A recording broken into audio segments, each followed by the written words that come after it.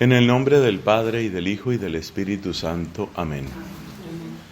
Dios te salve María, llena eres de gracia, el Señor es contigo. Bendita tú eres entre todas las mujeres, bendito es el fruto de tu vientre, Jesús. Santa María, Madre de Dios, ruega por nosotros pecadores, ahora y en la hora de nuestra muerte. Amén. En el nombre del Padre, y del Hijo, y del Espíritu Santo. Amén. Avancemos con la ayuda de Dios en esta reflexión sobre la fraternidad. Hemos visto que es necesaria la virtud, lo cual implica que hay que poner uno de su parte, no es algo espontáneo. Por favor, comprendamos que la fraternidad no se construye sola, hay que construirla. No es algo que surja espontáneamente. Lo que surge espontáneamente es la simpatía, eso sí. Hay gente que uno dice, me cae bien. ¿Por qué te cae bien esa persona? No sé, me cae bien su manera de ser. Pero con la misma facilidad uno también podría decir, me cae mal. Y así como algunas personas espontáneamente me caen bien, otras, sin que hayan hecho nada, siento que no hay empatía, no hay conexión, me caen mal. Y la fraternidad es algo demasiado precioso para estar dependiendo de si me cae bien o me cae mal. Por eso hay que buscarle un piso más sólido, y ese piso más sólido es el de la virtud. Estamos hablando de las virtudes humanas, hemos mencionado la prudencia y la justicia, y ahora vamos a pasar a la tercera de esas virtudes humanas, que son como eje, a su vez, de muchas otras virtudes. Esas otras virtudes humanas son las propias de la fortaleza y de la templanza. Entonces hablemos un poco de la fortaleza. La fortaleza es la virtud propia de quien emprende algo que es arduo, y es también propia de quien resiste en medio de dificultades, en medio de oposición. ¿Por qué la fortaleza es necesaria dentro de la fraternidad? Pues en buena parte por lo que acabamos de explicar, porque la fraternidad no se construye sola. Entonces, la resolución interior necesaria para decir, yo quiero ayudar a construir fraternidad aquí, requiere fortaleza, porque no es algo que se va a conseguir en un día, ni en una semana, ni en un mes. Entonces se necesita fortaleza para emprender ese camino, que es un camino de servicio, que es un camino de paciencia, que es un camino de reconciliación, y que sobre todo es un camino muy largo. Entonces, emprender el camino de la fortaleza, el camino de la fraternidad, requiere fortaleza. Además, hemos dicho que dentro de una vida de fraternidad hay distintas responsabilidades. Cada uno de nosotros tiene que asumir distintos oficios, y cada oficio requiere su propia fortaleza. Pensemos en el caso de un formador o de una formadora. Los formadores requieren, por supuesto que requieren mucha fortaleza, porque van a sentir las exigencias, los embates, los intentos de manipulación, digámoslo abiertamente, de personas que no tienen seguramente mala voluntad, pero desde su espontaneidad presentan todo ese tipo de desafíos. Entonces el formador tiene que mantener un cierto equilibrio, una prudencia, y eso requiere fortaleza. El formador no puede pasar por una actitud de indiferencia, de distancia, de dureza, así no va a lograr nada. Pero si empieza con demasiada condescendencia, con demasiado cariño, con demasiada dulzura con todos todo el tiempo, pueden pasar cosas como que pierde gravemente autoridad, o puede pasar incluso que se presenten ciertos apegos que no sirven para la causa real de la fraternidad, y que más bien van a degenerar en malos entendidos, en celos o en cosas aún peores. Entonces, mantener ese equilibrio de una cierta dulzura y una cierta firmeza, mantenerse ahí un día y otro día y otro día, eso requiere paciencia, y requiere indudablemente fortaleza. Ahí se requiere resistencia. Antes habíamos dicho que la prudencia se debe complementar con la fortaleza, porque si la prudencia carece de fortaleza, se convierte simplemente en una manifestación de cobardía o de una cierta astucia o de conveniencia. Esa es la caricatura, esa es la degeneración de la prudencia. Degeneración de la prudencia es que intentemos como estar bien con todos, como se dice popularmente, llevar la fiesta en paz. A lo largo de mi vida religiosa he podido encontrar algunos superiores que quizás intentaron hacer algunas cosas. Vamos a mejorar nuestra calidad de vida comunitaria, nuestra formación intelectual, nuestra vida de oración. Intentaron, pero encontraron resistencia. Y apenas encuentran resistencia, entonces van retrocediendo, perdón la expresión, como perritos asustados, van retrocediendo, y ya se dedican a esperar aquí que acabe mi periodo, y ya yo salgo aquí tranquilo, salgo sin romperme ni mancharme, ya yo aquí terminé mi periodo, y ya el otro que siga, ahí le tocará lo que venga, pero ya ese será otro, ya yo por lo pronto salí. Esa es una actitud que no es de prudencia, es cobardía. ¿Qué le faltó a esa persona? Le faltó una cierta dosis de fortaleza. La prudencia también debe revestirse de fortaleza para evitar un mal que sucede en muchos sitios, y es que hay personas que están en el gobierno y que son muy fuertes, pero fuertes únicamente con los débiles, con los pequeñitos, con los jóvenes, con los recién empezados. Entonces algunas veces pasa, por ejemplo, que un obispo, cuando se trata de un tema tan difícil en muchas diócesis, que son los traslados de parroquia, porque a veces hay parroquias que son muy apetecidas por el lugar, por la gente, por el dinero, por la clase social. Otras parroquias no son tan apetecidas. Entonces, ¿qué pasa? Que algunas veces el obispo puede sentirse tentado de hacer cambios, pero únicamente con aquellos que son sacerdotes jóvenes, quizás más inexpertos. Entonces a eso sí se les aplica todo el rigor, pero en cambio otras veces hay otros padrecitos que ya son muy consolidados en sus posiciones. Algunas veces en mi país se burlan de esa clase de personas, las llaman vacas sagradas. Entonces no se puede mover, las vacas sagradas no se pueden mover. Entonces ese padre quieto ahí, el otro padre. Entonces se da la contradicción de los que son muy energéticos, muy enérgicos, pero únicamente con los débiles. Y al contrario, muy pasivos con los fuertes. La gente se da cuenta de eso. Eso no es verdadera prudencia. Entonces por eso el que tenga prudencia debe buscar también fortaleza. Porque algunas veces, repito, no por lucirse, no por imponer simplemente su autoridad, sino porque es necesario. Tendrá que oponerse a gente que ya tiene una trayectoria, que tiene entre comillas una cierta autoridad, y ahí se necesita también una cierta fortaleza, porque en una vida de comunidad, cuando empieza a haber personas completamente intocables, eso va dañando el ambiente. La gente empieza a sentir, aquí no hay verdadera justicia. Fíjate cómo cuando a la prudencia le falta fortaleza, la gente dice, aquí no hay justicia. ¿Sí ves cómo se relacionan estas virtudes? Aquí no hay justicia. Entonces hay que pedirle mucha gracia del Señor para quienes están en la formación, quienes están en el gobierno, porque eso requiere indudablemente dosis de fortaleza para tomar las mejores decisiones, así implique un cierto enfrentamiento, una cierta confrontación con algunas personas que tienen pues su lugar asegurado en la comunidad o en la sociedad.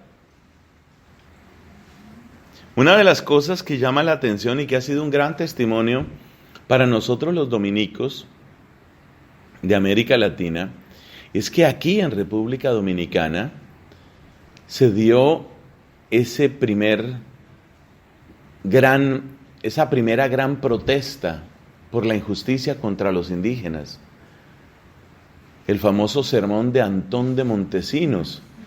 El prior de aquella comunidad era Pedro de Córdoba. Los frailes eran pocos en número y dependían, casi completamente dependían de la población española que había llegado.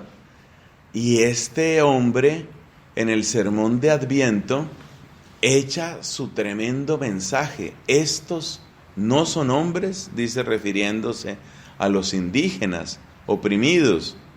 ¿Con qué derecho los oprimís? ¿Con qué derecho? Viene toda un mensaje profético fuerte, una denuncia vigorosa. La gente no podía creer lo que estaba oyendo, porque según la usanza de la época, y seguramente algo de eso debe regresar, pues el padrecito echó a todo el mundo al infierno. Al infierno van a parar ustedes si siguen de esa manera. Claro, se fueron a hablar con el prior, con Pedro de Córdoba, sabiendo que ellos eran la gente fuerte, la gente prestante, eran los líderes sociales del momento. Van a hablar con el prior y dicen: oiga, póngale orden al padrecito ese que anda diciendo cosas.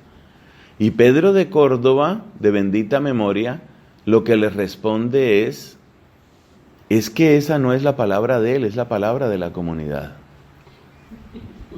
Esa es una expresión de fortaleza, porque estaban arriesgando, ya no digo yo solamente su sustento, sino casi que su propia vida. Entonces nosotros los dominicos hemos quedado marcados por ese testimonio que se dio precisamente aquí en República Dominicana. Y hay que pedirle a Dios que nosotros contemos siempre en la iglesia con esas voces. No tienen que ser altaneras, ni fue eso lo que buscó Antón de Montesinos. No es altanería, no es arrogancia, no es lucirse.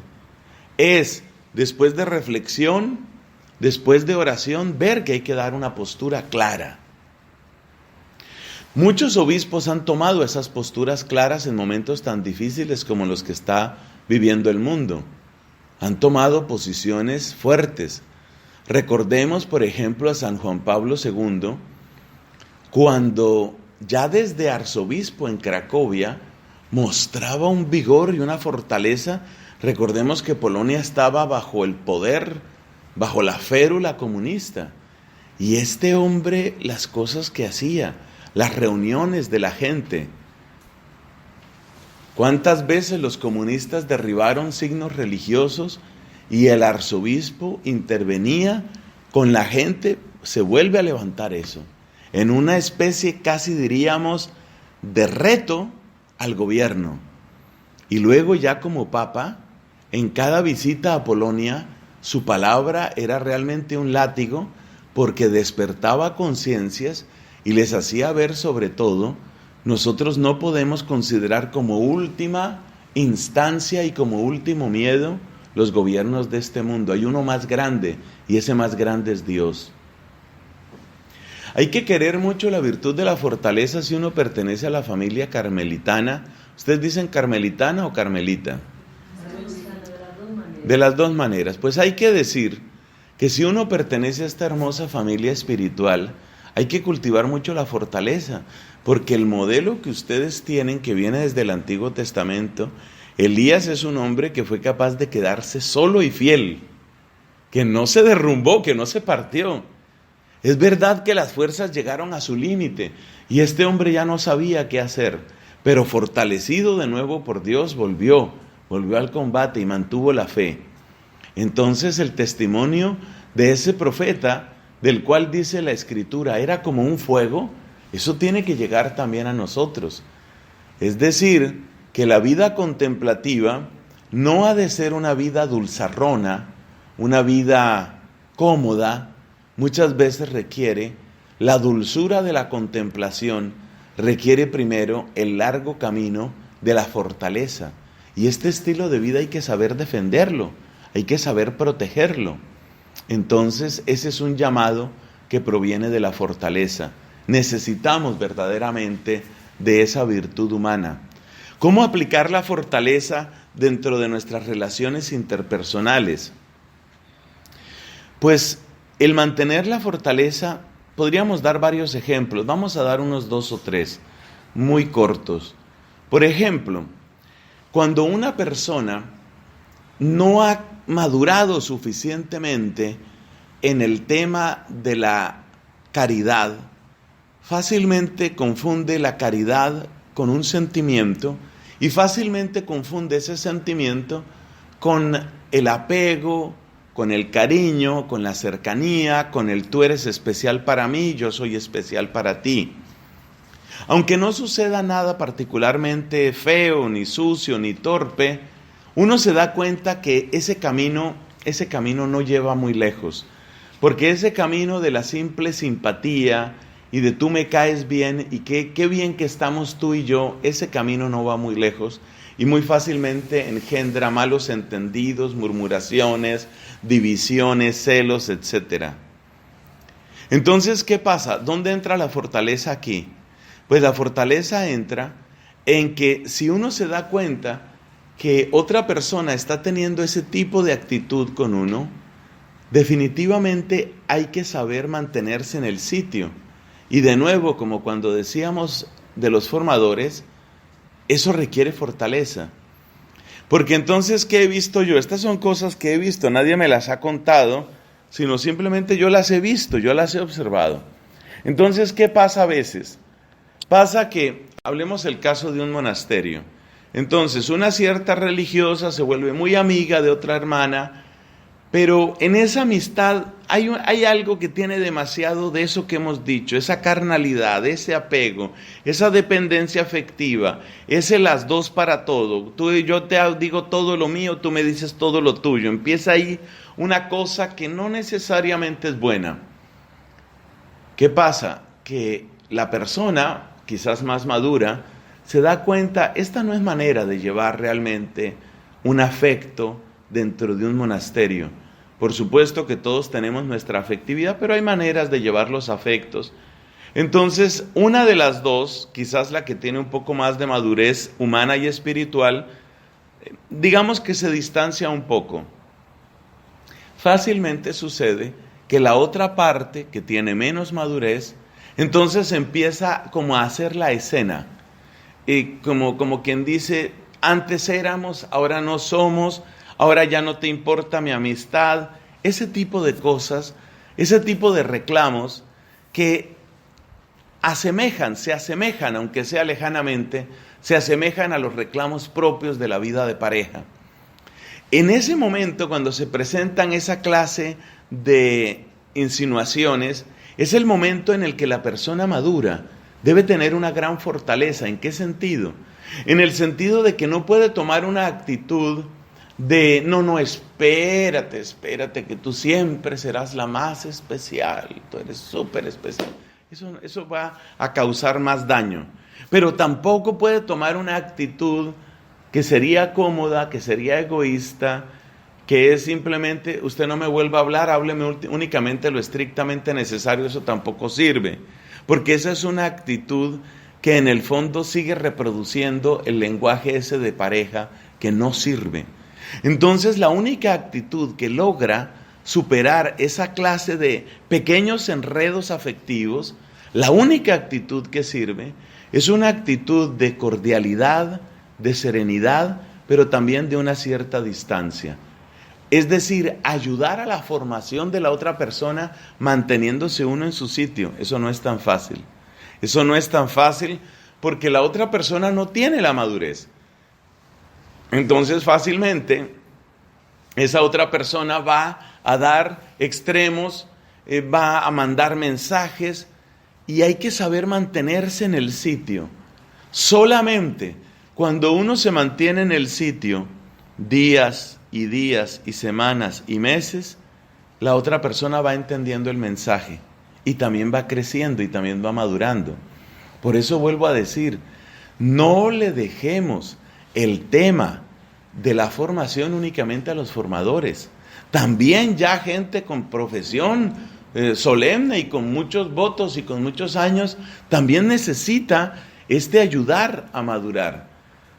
Se necesita fortaleza en la vida comunitaria, por lo que hemos dicho, varias veces lo hemos insinuado, el tema de las manipulaciones. Hay personas que utilizan toda clase de recursos, y entonces A veces, por ejemplo, nos devuelven nuestras propias palabras. Como a mí me ha tocado también ser superior y ser prior. Nosotros llamamos superior al superior de casa, que es una comunidad mucho más pequeña, y me ha tocado ser prior, ese ya es un convento más grande. Pues digamos que algo conozco de estos temas, ¿no? Entonces, el tema de las manipulaciones es complejo, porque quizás uno en alguna alocución, en algún sermón, en alguna charla a la misma comunidad, uno les dice, bueno, qué importante que nosotros avancemos, vamos a decir, en el caso de la fraternidad, qué bueno que durante este tiempo nos ayudemos todos en la fraternidad. Y luego resulta que uno tiene que hacerle una corrección a alguna persona. Entonces le dice uno, mira, fray fulano, yo creo que esa manera como estás atendiendo a la gente quizás es un poco agresiva. Ah, ¿usted cree que yo soy muy agresivo? ¿Y entonces lo suyo cómo se llama? Esa es la fraternidad que usted está predicando. Tratan de devolverle a uno las mismas palabras para confundirlo, para achicarlo, para encerrarlo. Entonces, saber uno en lo que me están diciendo cuando me critican, qué hay de verdad y qué no es cierto. Y mantenerse en ese discernimiento y decir, bueno, espérate, sí tiene razón en algo, pero no tiene razón en otra cosa. Y aguantar sobre todo malas caras. La gente no tiende a ser violenta, así de que le pongan a uno, por ejemplo, una bomba en la habitación. No. Normalmente no le ponen a uno bombas, pero sí hacen sus presiones y entonces la persona que era amable, entonces ya no. El compañero de noviciado, entonces no, realmente usted cambió mucho. Empiezan a tratar de confundirlo a uno. Usted cambió mucho, desde que lo subieron de prior, no, ya usted se le subió el cargo a la cabeza. Un momento, todo lo que uno oiga hay que discernirlo. ¿Tiene razón? ¿No tiene razón? Bueno, tal vez sí tiene razón en algunas cosas, en otras no. Entonces fíjate que se necesita mucha fortaleza, mucho mantenerse.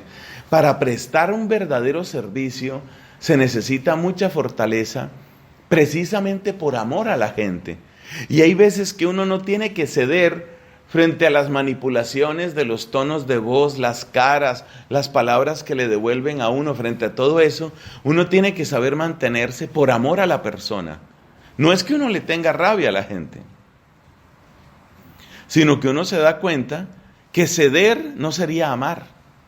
No siempre ceder es amar. Hay veces que hay que oponerse, y hay veces que hay que sostenerse, y a veces eso es largo. A veces eso es largo. A mí me pasó con un hermano en alguna de estas comunidades, me pasó. Hermano llamamos nosotros a los que tienen sus votos religiosos, no son sacerdotes. Alguna cosa, él estaba manejando unos asuntos de administración económica, pero eso no iba bien. De hecho, había ciertas sospechas, ciertos interrogantes feos. Entonces vamos a quitar la administración de ese tema. No, eso fueron semanas, eso fueron meses casi. Esta persona, entonces vamos a la reunión de comunidad y la persona así, con la mirada clavada en el piso, como quien dice, no cuente conmigo. De ese modo tratan de castigarlo a uno para ver si uno cede. Entonces hay que saber mantenerse, pero por amor. Lo más importante en esto está en el amor. Es por amor como uno se sostiene. Y uno dice, no me gusta que me hagan malas caras, pero yo tampoco podía dejar que las cosas salieran así. Eso cuesta trabajo. Eso cuesta trabajo. Y hay que pedirle mucha luz, mucha prudencia al Señor. Entonces ustedes se dan cuenta que la fortaleza se requiere. Hay un último ejemplo que quiero dar sobre la fortaleza. Y es la fortaleza frente a la gente de fuera. Porque las personas de fuera desconocen muchos elementos de la vida nuestra y creen que pueden imponer su modo de pensar sobre el monasterio, sobre la comunidad. Entonces, saber poner un límite a las personas de fuera, eso también requiere cierta fortaleza. A veces incluso la propia familia. Allí donde hay dinero las cosas se complican. Y resulta que, ¿qué pasa? que en muchas comunidades masculinas, precisamente por el ministerio sacerdotal, hay un cierto flujo de dinero que se maneja por trabajo, por honorarios, por ofrendas, por sueldos. ¿Y qué pasa? Que en algunos de nuestros países la vocación religiosa o la vocación sacerdotal es vista por la familia como un ascenso social.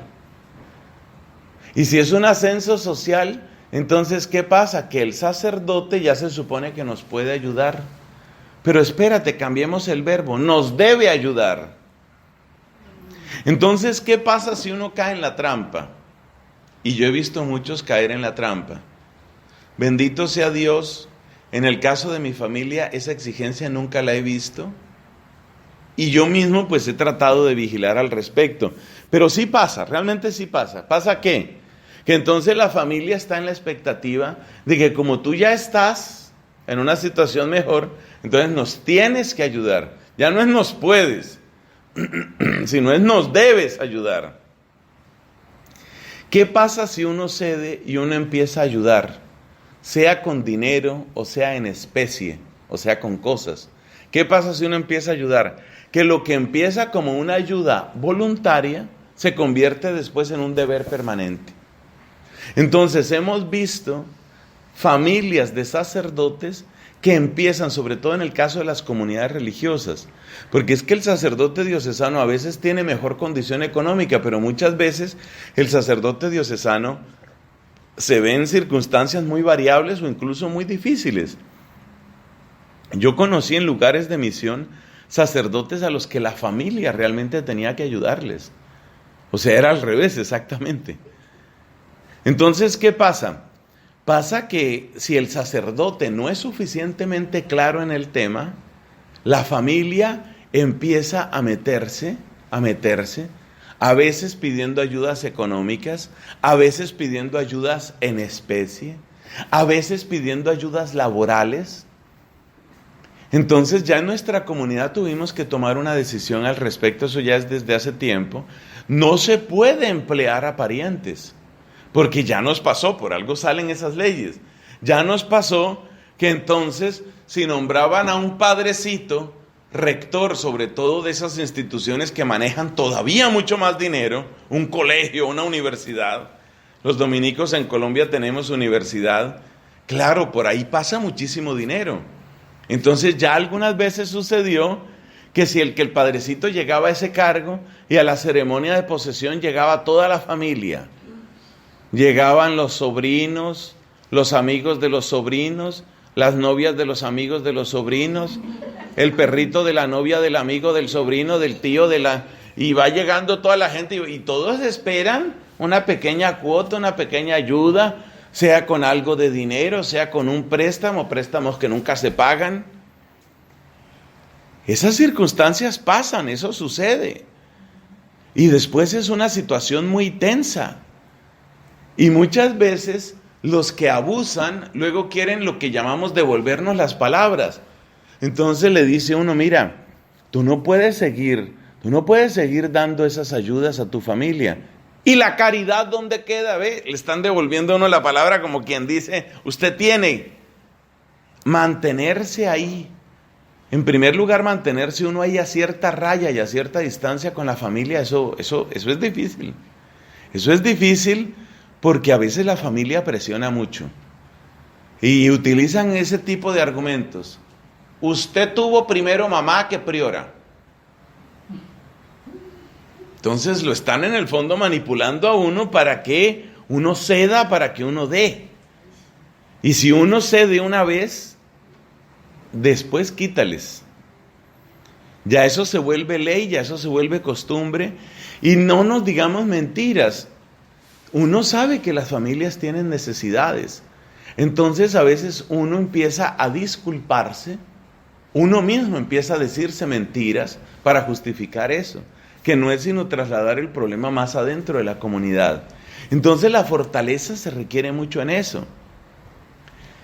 Yo conocí un caso muy triste, porque todo hay que decirlo, esto no todo es bonito. Caso muy triste, en una comunidad nuestra, un padre que estaba en la parroquia, ayudaba, nosotros tenemos parroquias también, como pasa aquí. Y entonces resulta que el padre por ningún motivo quería que lo cambiaran de la parroquia.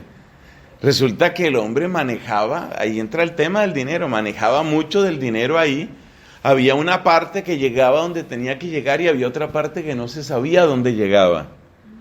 Y entonces el padre lo van a trasladar y el padre no quiere que lo trasladen y pone a la gente en contra del provincial y utiliza todas sus razones, pero ¿qué era lo que había en el fondo?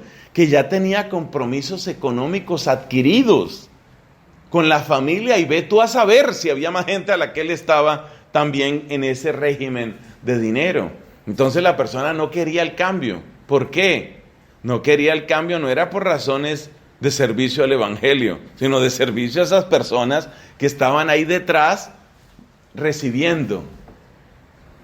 Evitar esos extremos, ver uno dificultades y entender, yo soy miembro de una comunidad y yo no puedo estar dando a nombre propio, yo no puedo acostumbrar a mi familia, yo no puedo acostumbrar a los amigos que uno tiene, porque también a los amigos se les van dando a veces demasiados derechos.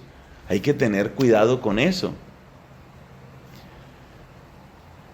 Ahora a mediodía recibí una llamada de Colombia, una amiga que realmente trabaja de un modo muy bello en la evangelización, es una buena predicadora, una laica muy comprometida. Me estaba comentando los dolores de un cierto sacerdote, amigo de ella. Tiene varios amigos sacerdotes. Me comentaba los dolores de esa parroquia y me decía, el principal problema de ese párroco, ¿qué es? Que resulta que párrocos anteriores les fueron dando demasiado poder, demasiada influencia a algunas personas. Y uno deja entrar a la gente y después póngala en su sitio. Eso es muy difícil, y ahí es donde entra el tema de la fortaleza. Es muy difícil. Y entonces a veces se le hace un daño grande a una comunidad parroquial, en ese caso se le hace un daño grande, porque, claro, ese padre, él era, pues pobrecito, todos tenemos defectos, pero él era muy cobarde, y entonces así como hay laicos que no se comprometen con nada, hay laicos que son cuasipárrocos, semipárrocos, hemipárrocos, y entonces y van ganando y son los que manejan todo. Sí, hay que ayudar a que el laico tenga su lugar en la iglesia, pero su lugar en la iglesia a veces es complicado. Me decía con mucha simpatía un padrecito de mi comunidad que cuando él era joven, él es así todo tímido, ¿no? Todavía ahora es muy tímido. Yo no me imagino en esa época cómo sería, yo me lo imagino así. Además era todo así como flaquito, como así, como que cualquiera lo puede manejar. Y entonces había un cierto grupo de laicos, pero les estoy hablando hace 40 o si no 50 años atrás. Esto fue hace tiempo, porque ese padre ya tiene ahora sus años.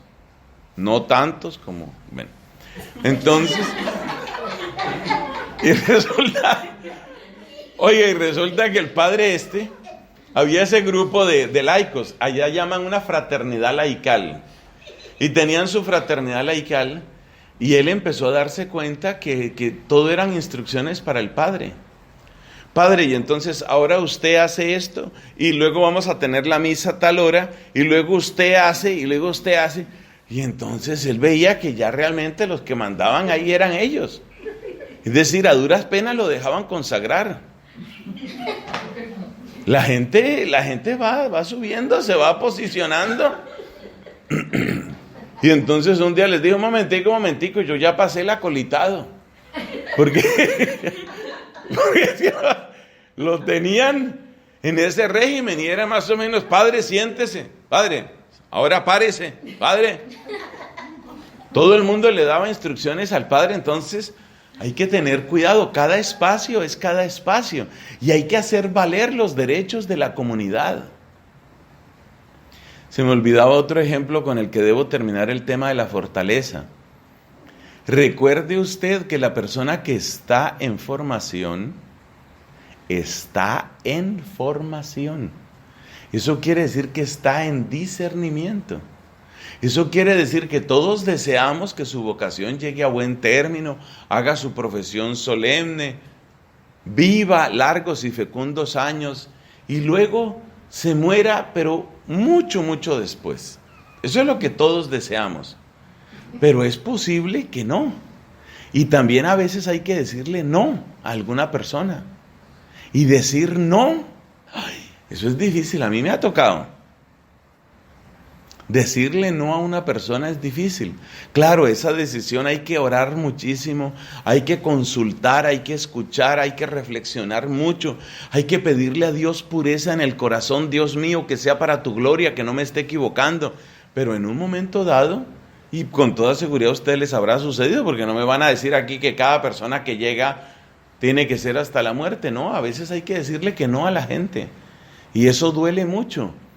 Duele mucho porque todos tenemos corazón, porque uno ve cualidades en las personas, porque uno se acostumbra a las personas, ya uno conoce a la gente, ya uno quiere a la gente, pero a veces la fortaleza también es eso.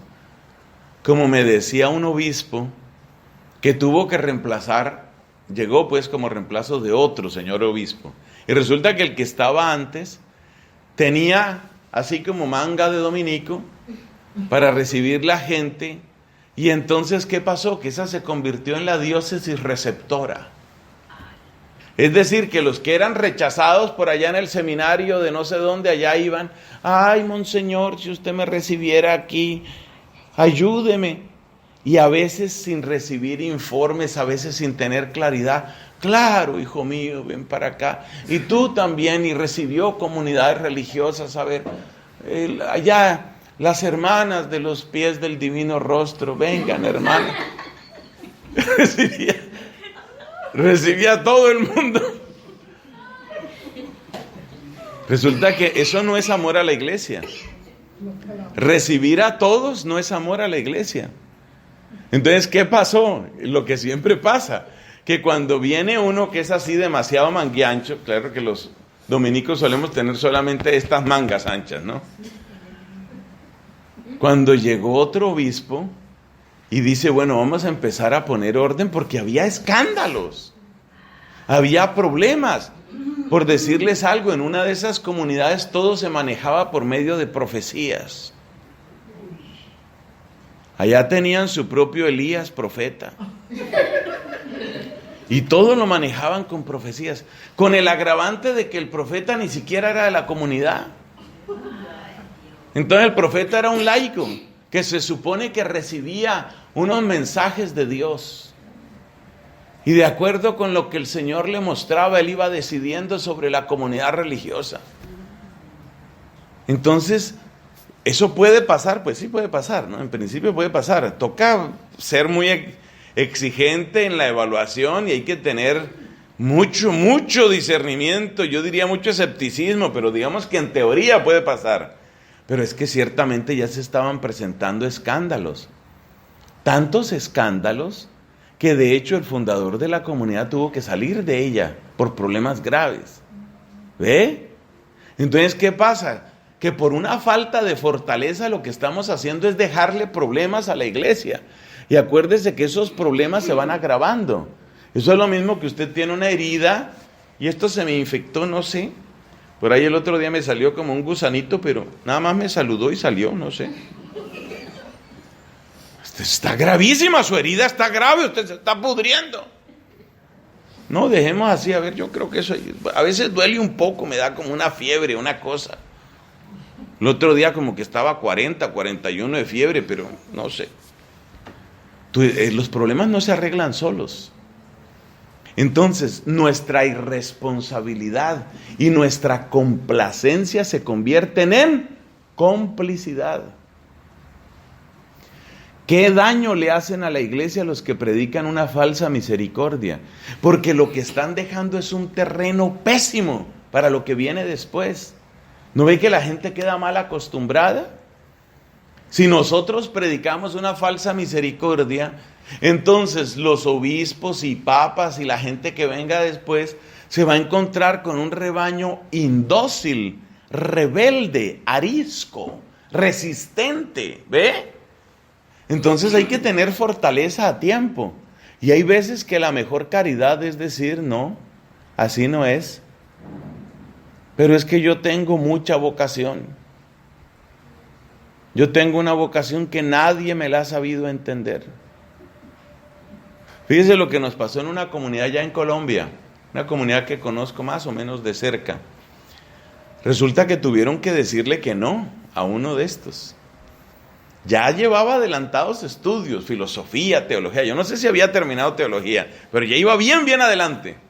Y hubo que decirle, no, tú no eres, realmente no, hay cosas muy serias. Y hasta que al fin sale porque sale y salió. Y por supuesto, ese hombre lloraba a sus ojos, nadie entendió mi vocación. ¿Cómo va a ser esto? ¿Por qué a mí? ¿Por qué? Bueno, un drama terrible. A los 6 meses estaba ordenado obispo con los anglicanos. Ese era su amor a la Iglesia Católica. Esas eran sus ganas de servicio. Esa era su fidelidad al Evangelio. Entonces date cuenta que en esto se necesita fortaleza. La fortaleza es una virtud muy necesaria hoy para el cuidado del rebaño, para ayudarnos unos a otros, para vencer nuestras malas inclinaciones. No nos digamos mentiras, todos tenemos malas inclinaciones. Claro. Y uno tiene que ejercitar la fortaleza para eso, para vencer sus malas inclinaciones, nada más en términos de pecados capitales, o lo que los jesuitas llaman pecado dominante.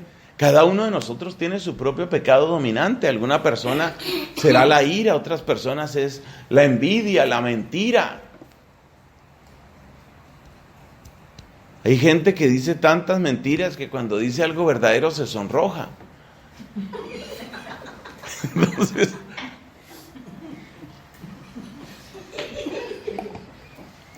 Entonces se necesita fortaleza. Para construir comunidad se necesita fortaleza. Hablemos un poco de la templanza. La templanza tiene que ver con 3 cosas. Tradicionalmente se mencionan siempre 2, pero cada vez se habla más de la templanza referida a 3 cosas. La templanza tiene que ver con los placeres, que son placeres de la comida, placeres del sexo. Esos 2 siempre se han mencionado. O sea, lo que tiene que ver también mucho con la afectividad. Y luego, también los placeres, y este es el tercero que puede ser novedad para algunos, los placeres de la comodidad. Entonces, tiene que ver con la templanza. O sea, lo contrario a la templanza, que es la gula en términos de comida, la lujuria en términos de sexo y la vida cómoda. La vida muelle.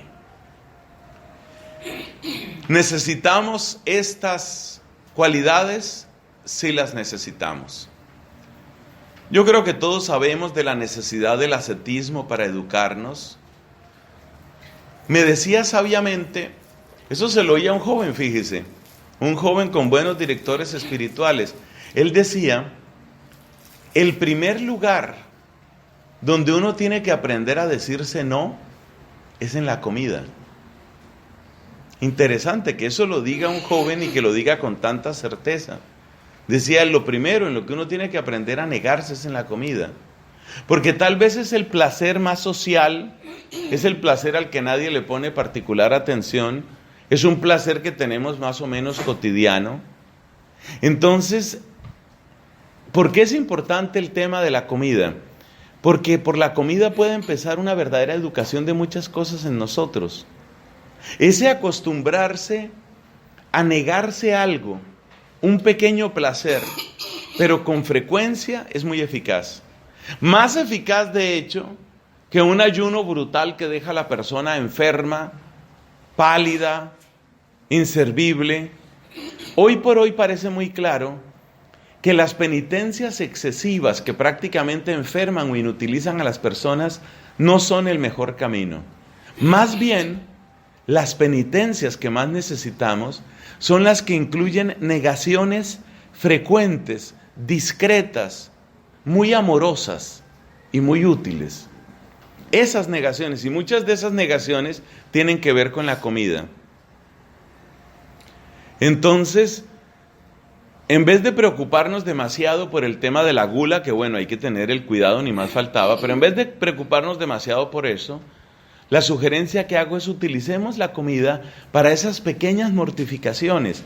Además hay otra ventaja, y es que muchas de las penitencias, llamémoslas fuertes, grandes, por ejemplo las flagelaciones, los cilicios, no solamente pueden llegar a atentar contra la salud, sino que además esas penitencias suelen fácilmente conducir a una especie de vanidad, porque es lograr algo que es arduo, que es muy difícil.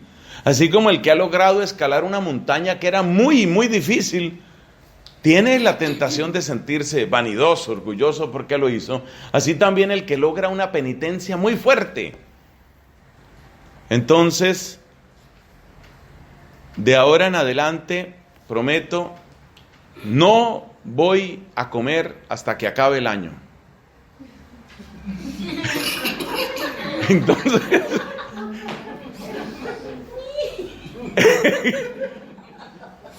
claro, si eso se dice un 31 de diciembre por la tarde, no es demasiado sacrificio. Entonces, digamos una penitencia más fuerte. Entonces la persona dice, voy a hacer una penitencia muy fuerte. Eso puede traer orgullo. En cambio, las penitencias pequeñas, como esas de la comida, esas penitencias pequeñas son casi invisibles. Y es muy difícil que brote un orgullo vigoroso de algo que es tan pequeño, pero que es tan repetido. Entonces, si uno hace una pequeña penitencia, por ejemplo, hombre, no me gusta la pizza, pero me voy a comer este pedazo de pizza, supongamos que esa fuera, ¿no? No me gusta la pizza, pero bueno, hoy dieron un pedazo de pizza, me voy a comer el pedazo de pizza. Es muy difícil sentirse uno, he aquí el gran héroe que se comió el pedazo de pizza. Uno no se siente orgulloso de eso. Es un pequeño sacrificio que usted hizo. Comerse algo que no le gusta, o comérselo de la manera que no prefiere usted. Ese tipo de cosas, o no comer toda la cantidad que usted quisiera. Ese tipo de penitencias discretas pero continuas van formando, porque es el aprender a decirse no.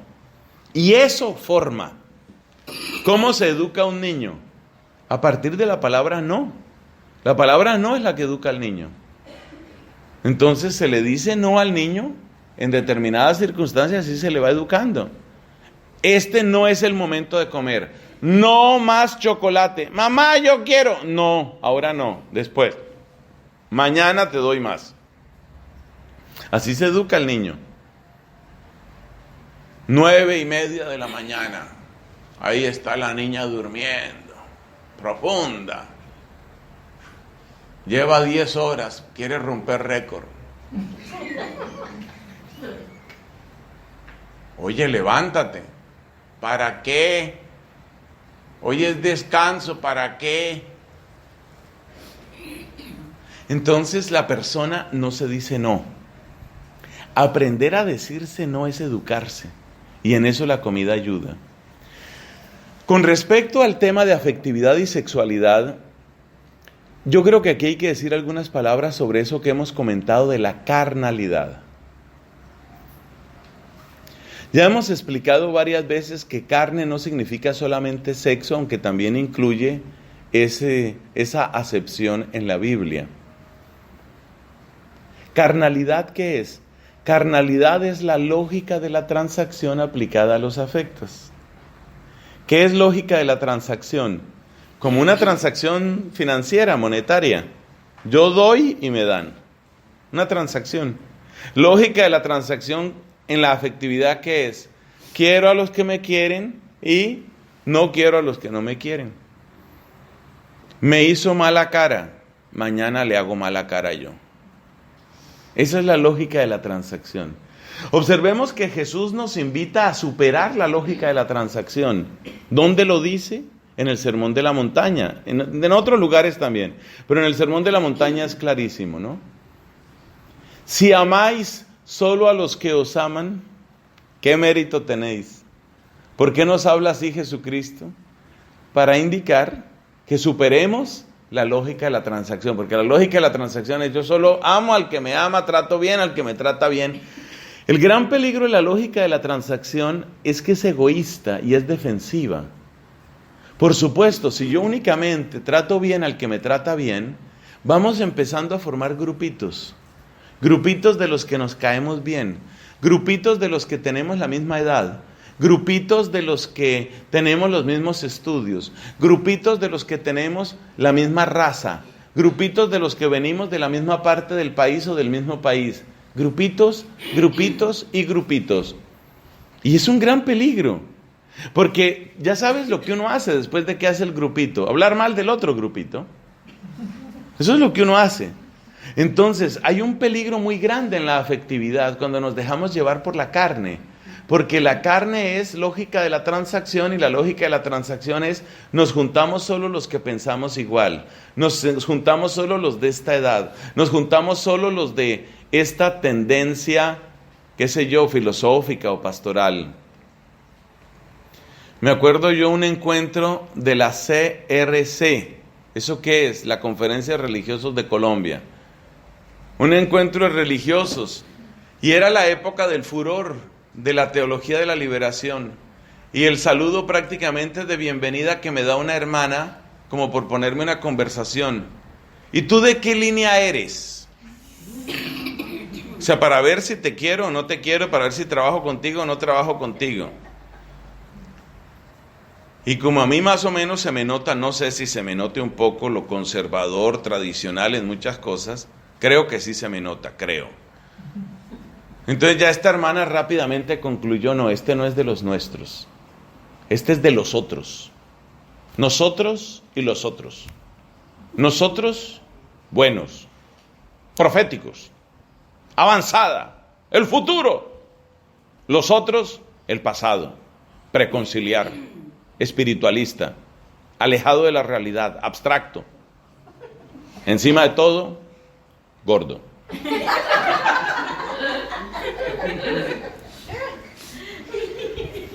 Yo la verdad no entiendo por qué en el grupo de la hermana, ¿verdad? Todos delgados. Yo realmente eso no lo entendí. Yo ahí le tomé una cierta desconfianza. Yo dije, esa gente así tan delgada, quién sabe. Bueno, el hecho es que ahí es donde toca tener cuidado con el tema de la afectividad, porque el tema de la afectividad se vuelve así. Cuando uno está únicamente con los que piensan como uno, los que le caen bien a uno, entonces quiere decir que se necesita una victoria sobre la afectividad. Y esa victoria sobre la afectividad no es únicamente el tema del apego y no es únicamente el tema de la impureza, que fantasías sexuales, que no sé qué cosas, no es únicamente eso. Es el esfuerzo de salir de mi círculo de comodidad. Y aquí llegamos al tercer punto, la comodidad. La comodidad. De verdad que la templanza tiene mucho que ver con la comodidad. Porque si lo piensas bien, la comodidad es una especie de placer que tiene mucho que ver con el cuerpo, pero que tiene mucho que ver también con el ánimo. ¿Sabes cómo se habla hoy de este tema? Que seguro lo has escuchado. Zona de confort. La zona de confort, ¿qué es? La zona de confort es el conjunto de circunstancias físicas, anímicas, psicológicas, emocionales, en donde tú te sientes seguro y a gusto. Esa es mi zona de confort. Normalmente la zona de confort de uno coincide con aquellas personas, con estar con aquellas personas que son como uno. Entonces la zona de confort, algunos lo definen por la edad. Nosotros somos los jóvenes, ellos son los dinos. ¿Cómo así que los dinos? Los dinosaurios. Entonces nosotros los jóvenes, entre nosotros somos jóvenes, somos bonitos, somos caritemplados. Mientras tanto los otros son uva pasa. Entonces nosotros, fíjate, siempre el tema de la templanza tiene que ver con eso, con la carne. Y la carne es eso, crear el nosotros, aquí nosotros, estamos ricos nosotros. Es que eso pasa en todas partes. Eso pasa en todas partes. Me acuerdo de una prima mía que en una época tuvo un novio, de esos novios absolutamente absorbentes, totalmente absorbentes. Entonces, ¿qué pasaba? que estábamos en una reunión familiar, ellos dos sentados aparte. Ellos solamente hablan entre ellos, porque nadie puede entrar en el lenguaje de ellos. Ellos se ríen de los chistes de ellos. Una cosa asfixiante que encierra, que absorbe. Es tan hermoso el corazón de Jesucristo, porque es un corazón abierto. Es un corazón como sin fronteras. Es un corazón con las puertas para todos. Entonces, el verdadero cultivo de la pureza y de la templanza es eso. Tengo que aprender, con la ayuda de Dios, he de aprender a eso, a amar a todos. Mi corazón tiene que estar abierto para el que me cae bien, para el que me cae mal, para los hombres, para las mujeres, para los pobres, para los ricos. Para todos tiene que estar abierto, para los laicos.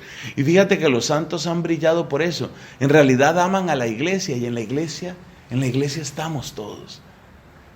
Amor no significa simpatía, amor no significa aprobación, amor no significa complicidad.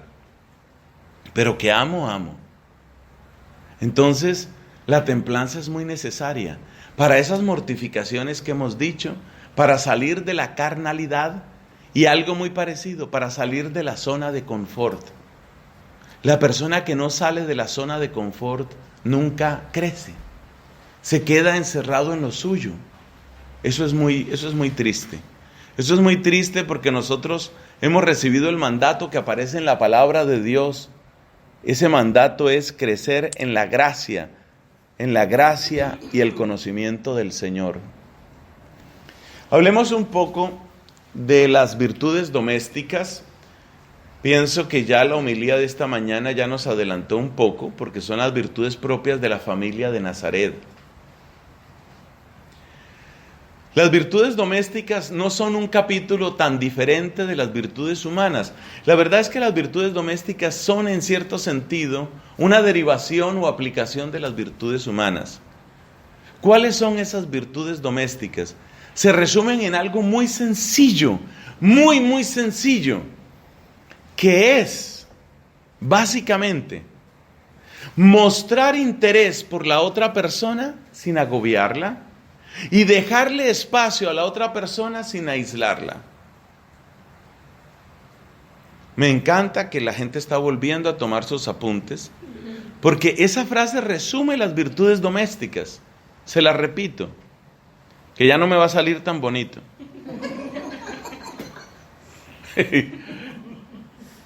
Interesarse por las otras personas, ¿cómo fue que dijimos?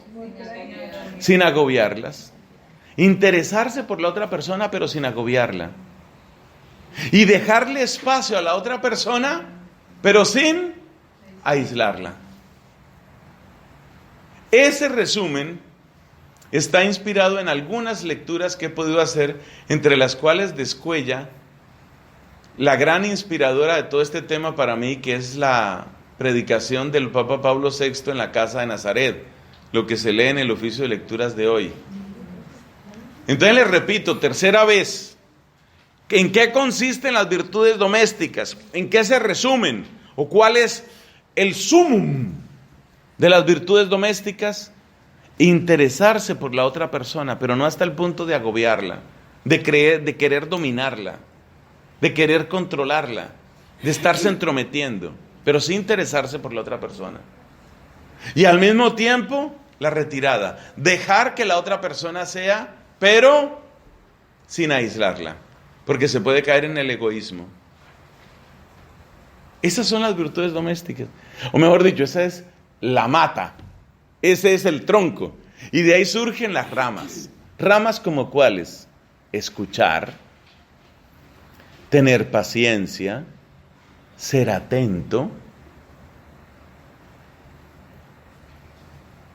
ser amable. Y una que es muy importante dentro de las virtudes domésticas, ser ecuánime. La ecuanimidad. Digamos unas palabras sobre la ecuanimidad, si no por otra razón, porque el muy querido Santo Domingo de Guzmán, fundador de mi comunidad, brilló, entre otras, por la ecuanimidad. ¿Qué es la ecuanimidad? Como el nombre lo indica, equus animus quiere decir un ánimo estable. La ecuanimidad es una virtud doméstica sumamente apreciable. Un ánimo estable, ¿qué quiere decir? Pues miremoslo por el contrario para entenderlo. El contrario son esas personas que uno tiene que ver, vamos a ver cómo amaneció. A ver hoy a ver qué le pasó, cómo amaneció. Quizás amaneció simpatiquísima, saluda, hola, ¿cómo estás? Mucho gusto, tanto tiempo sin vernos. Sí, desde completa no nos veíamos. Entonces hay gente que tiene una inestabilidad, lo contrario de la ecuanimidad, que es la inestabilidad de ánimo. Y la inestabilidad de ánimo pone a sufrir a una comunidad de una manera muy terrible, porque uno nunca sabe qué es lo de esa persona. Y entonces la gente dice, ¿y ahora qué le dio? No sé, está así, ahora ya no saluda. Al otro día pasa y da regalos a todo el mundo. Un regalito para todos, ahí les traje. Al otro día está triste. ¿Usted me puede escuchar un rato? Sí. Lo que pasa es que mi vida es un desastre. Al otro día está iracundo. Esta iglesia, qué evangelio, ni qué nada, aquí no vale nada. Es el día en el que propiamente no habla, sino que ladra. Todo le da rabia, todo le disgusta, todo le fastidia. Al otro día deprimido, al otro día aislado, ¡ay, qué pereza! Y hay seres humanos que son así. Claro, la gente siempre dice que las mujeres son más inestables. Siempre eso es lo que se ha dicho. Pero mi experiencia es que hay hombres muy inestables también. Muy, muy inestables. Y no se sabe, realmente uno no sabe, uno tiene que verlo como desde 3 cuadras a ver cómo viene. A ver qué caminado trae, si está echando chispas. Entonces la ecuanimidad es muy importante. La ecuanimidad es una virtud muy grande en la convivencia. ¿La ecuanimidad en qué consiste? La persona no está exultante todo el tiempo. ¿Tú has oído de esa frase, la bipolaridad? La bipolaridad, otras veces se habla de personas que tienen como esos cambios, ¿no? Esos cambios tan fuertes. Maníaco depresivo, decían. Manía es la expresión que se utiliza, tomada del latín para indicar una persona que está demasiado eufórica, ¿no? Pero la persona demasiado eufórica, después al otro día está depresiva. Nada tiene sentido. Realmente no sé qué hago aquí. Al otro día, pero qué monasterio tan bonito ¿a quién se le ocurriría ese color de pared? Qué cosa tan bonita, qué cosa tan... ¿Has visto esa planta? Al otro día, corten eso. No. Ay, qué tristeza, qué difícil que es vivir con una persona así. Entonces hay que acostumbrar a la gente iba a decir desde pequeña, pero más bien digamos desde corta edad. Porque pues hay personas que no salen de pequeña, esa es la realidad. Entonces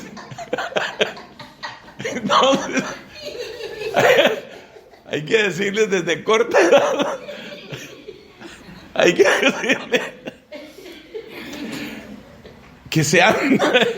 que sean dueños de su temperamento. Aprenda a ser dueño de su temperamento, aprenda a tener estabilidad. Las personas ecuánimes son personas muy agradables para convivir con ellas, porque uno siempre sabe a qué atenerse. Además, la persona ecuánime normalmente se estabiliza en un sentimiento arriba de la mitad. A ver, la mitad es que no estoy ni bien ni mal. No, arriba de la mitad. La persona ecuánime está arriba de la mitad, o sea, está bien. Es una persona serena, acogedora, amable, probablemente sonriente, y sobre todo, es así. Uno sabe que es así. Que si me la voy a encontrar de aquí a 3 años es así. Si me la voy a encontrar de aquí a 10 años, bueno, ya no me la voy a encontrar porque se habrá muerto, pero si me la encontrara, es una persona estable. Mira, la ecuanimidad ayuda tanto, es una de las virtudes domésticas. Ayuda tanto. ¿Sabes por qué? Porque la ecuanimidad me da oportunidad a mí de ser. La persona que está variando y sube, baja, baja, sube, baja, baja y sube. Esa persona es como si estuviera todo el tiempo diciendo, pónganme atención. Hoy estoy que no quepo en la ropa. Al otro día, pónganme atención, estoy muy mal. Muy mal. Como una monja que era hipocondríaca. ¿Han oído hablar de, claro, la gente hipocondríaca, los que siempre están enfermos de algo, ¿no? Había una monja, porque hay personas que son enfermas, pero hay personas hipocondríacas. Entonces siempre se sentía enferma. Y le decía a ella, a la priora, yo sé que yo soy hipocondríaca, pero lo que tengo ahora sí es peor. Entonces,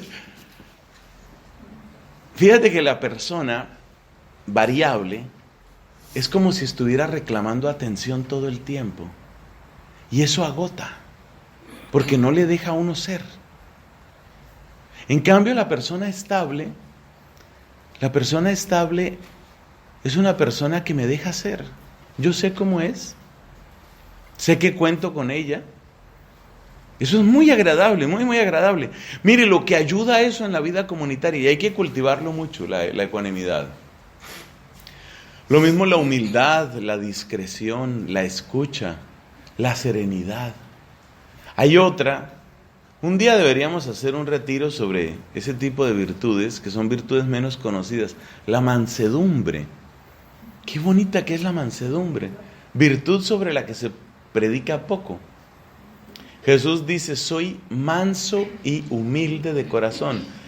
Mencionando las dos está indicando que no son exactamente iguales. Manso. La mansedumbre es algo muy bonito, porque la mansedumbre produce la certeza, esta persona no me hace daño. La mansedumbre es hermana de otra serie de virtudes que son todas muy bellas y muy tranquilas. Por ejemplo, la pureza. La pureza va muy unida a la mansedumbre. Qué hermoso que es cuando una persona tiene esa pureza y esa mansedumbre, porque es una persona que se gana la confianza de todos,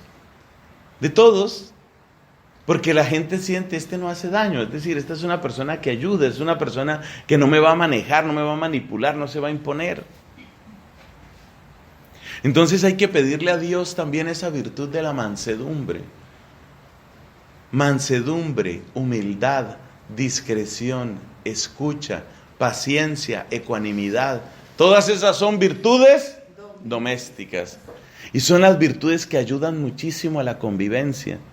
Esas personas en todas partes quieren tenerlas. Porque eso vale, decíamos esta mañana en la predicación, que esto de la fraternidad conecta con la convivencia. Lo mismo pasa en la familia. Exactamente pasa lo mismo en la familia. También en las familias quieren personas que sean ecuánimes. Claro. Qué bonito es eso. Yo he oído, por eso quiero que superemos esa mentalidad de que la mujer que es inestable, que no, eso no es cierto. Hay mujeres y también hay hombres de todas clases. Yo he oído unos testimonios muy bonitos de amigos míos casados. Me parece tan lindo cuando un hombre casado dice, yo sé que siempre cuento con ella. Eso es muy bello. O sea, él siente que ella está ahí, que es su apoyo, que es su fortaleza, que es su alimento. Eso es algo muy bonito. Entonces, una mujer demasiado inestable, claro, no se trata de que seamos como de piedra, ¿no? Pero una mujer demasiado inestable es un problema en un matrimonio por la misma razón que dijimos referidos a la vida religiosa, porque una mujer demasiado inestable en el matrimonio es algo así como ponme cuidado, ay, eso agota a cualquiera. Entonces, por última vez hacemos una rápida enumeración de esas virtudes domésticas: ecuanimidad, discreción, humildad, mansedumbre, paciencia, escucha, acogida. Todas esas son virtudes domésticas, que te das cuenta que se derivan de alguna manera de las virtudes humanas. Tienen que ver con ellas. No vamos a hacer aquí los cruces, ¿no? Para decir la mansedumbre se parece, qué sé yo, a la prudencia, más tantos gramos de fortaleza, más. No vamos a hacer esa explicación. Pero te das cuenta que tienen una conexión. Y terminamos ahí esa parte de las virtudes humanas y domésticas. En nuestra siguiente charla vamos a comentar sobre las virtudes teologales en la vida comunitaria. Porque es necesario ese ingrediente también. Lo que hemos dicho hasta ahora prácticamente vale para toda convivencia, para todo tipo de convivencia. En un batallón del ejército, este tipo de cosas se necesitan. En un coro que va haciendo una gira por varios países, esto lo necesitan. Todos los que conviven lo necesitan. En un colegio, esto se necesita. Pero ya el Señor nos ayudará a dar un paso más para comentar sobre las virtudes teologales en nuestra vida comunitaria. Gloria al Padre, al Hijo y al Espíritu Santo. Como era en el principio, ahora y siempre, por los siglos de los siglos. Amén.